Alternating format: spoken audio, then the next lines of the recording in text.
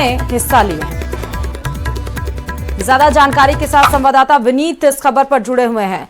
विनीत, ये जो काउंसलिंग की बैठक हो रही है, मतलब कि जो गवर्निंग काउंसिल की, वो कितनी महत्वपूर्ण?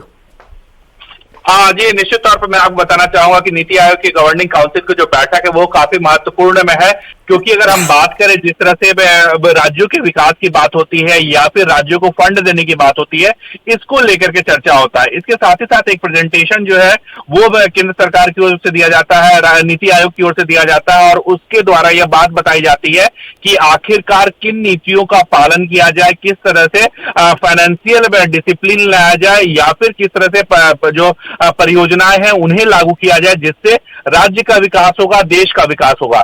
यहाँ पर एक मौका राज्य को भी मिलता है कि राज्य जो है वो अपनी जरूरतों को बता सकता है, वो अपनी आवश्यकता को बता सकता है।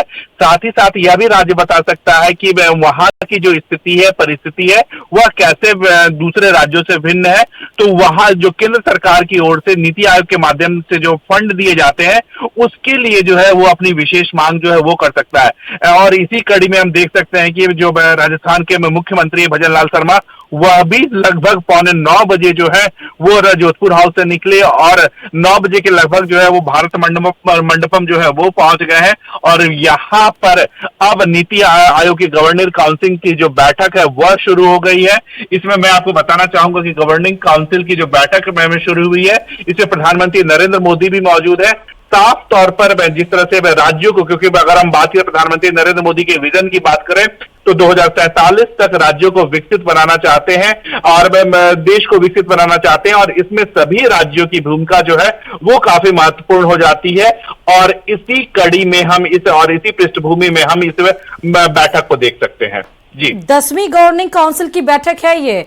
विनीत, तो बिल्कुल सही कहना है कि 2047 तक जिस तरह से भारत को विकसित राष्ट्र बनाना, उसके तहत ये गवर्निंग काउंसिल की बैठक हो रही है। कौन कौन इसमें मौजूद रहने वाले हैं? जी, मैं आपको बताना चाहूंगा कि सभी राज्यों के मुख्यमंत्री जो हैं वो इस बैठक में मौजूद रहेंगे। साथ ही साथ मैं आपको बताना चाहूंगा कि इस बैठक की अध्यक्षता जो है वो प्रधानमंत्री नरेंद्र मोदी करेंगे।